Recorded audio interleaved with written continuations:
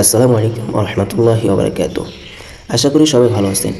আজকে আমি একটা অন্যরকম বিষয় নিয়ে কথা বলবো, তা হলো নুরানি মাদ্রাসায় ক্লাস করানোর সুবিধা এবং অসুবিধা নিয়ে। আমাদের মধ্যে অনেকেই আছেন যারা নুরানি মাদ্রাসায় শিক্ষকতা করছেন বা করার কথা ভাবতেছেন। আবার অনেকেই কৌতূহলী যে এখানকার পরিবেশটা কেমন হয়। একজন শিক্ষকের চোখ দিয়ে চলুন আজকে এর ভেতরের গল্পটা জানা যাক। সুবিধাগুলো হলো, প্রথমে আসি পজিটিভ দিকগুলো নিয়ে। নুরানি মাদ্রাসায় ক্লাস করানোর চমৎকার কিছু সুবিধা আছে যা অন্য কোথাও সহজে পাওয়া যায় না। নাম্বার 1, ভিত্তি গড়ার আত্মতৃপ্তি। নুরানি মাদ্রাসার মূল কাজই হলো একদম ছোট বাচ্চাদের প্লে থেকে তৃতীয় চতুর্থ শ্রেণী অক্ষরের সাথে পরিচয় করিয়ে দেওয়া। একটা শিশু যখন আপনার হাত ধরে শুদ্ধভাবে কোরআন তিলাওয়াত করা শেখে, বর্ণমালা শেখে, সেই আনন্দ এবং সওয়াবের অনুভূতি কিন্তু অন্যরকম হয়। নাম্বার 2, শৃঙ্খলিত পরিবেশ। এই মাদ্রাসাগুলোর একটা বড় গুণ হলো নিয়মকানুন। ক্লাসের শুরু থেকে শেষ পর্যন্ত একটা সুন্দর ডিসিপ্লিন মেনটেন করা হয়। বাচ্চারা খুব দ্রুত আদব কায়দা এবং বড়দের সম্মান করা শেখে, যা একজন শিক্ষকের কাজকে সহজ করে দেয়। কম সময়ে দ্রুত ফলাফল।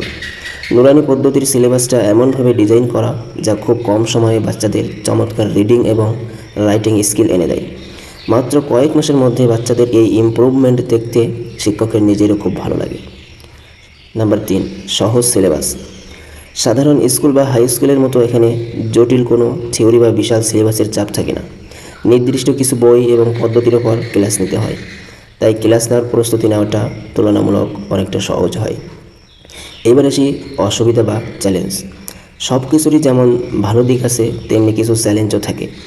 নুরানি মাদ্রাসায় ক্লাস করাতে গেলে যে অসুবিধাগুলোর মুখোমুখি হতে হয়, অতিরিক্ত ধৈর্য ও এনার্জির পরীক্ষা।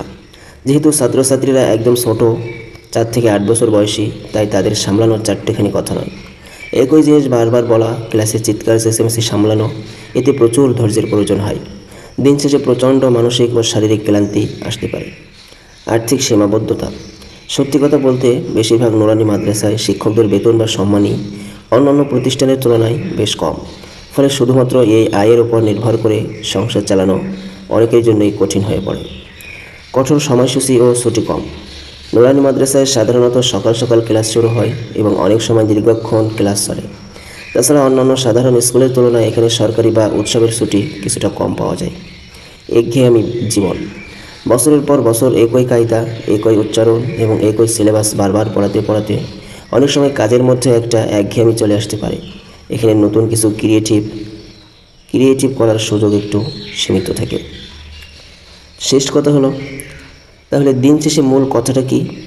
নুরানি মাদ্রাসায় ক্লাস করানোটা কেবল একটা চাকরি নয়, এটা একটা বড় দায়িত্ব এবং ইবাদতের অংশ।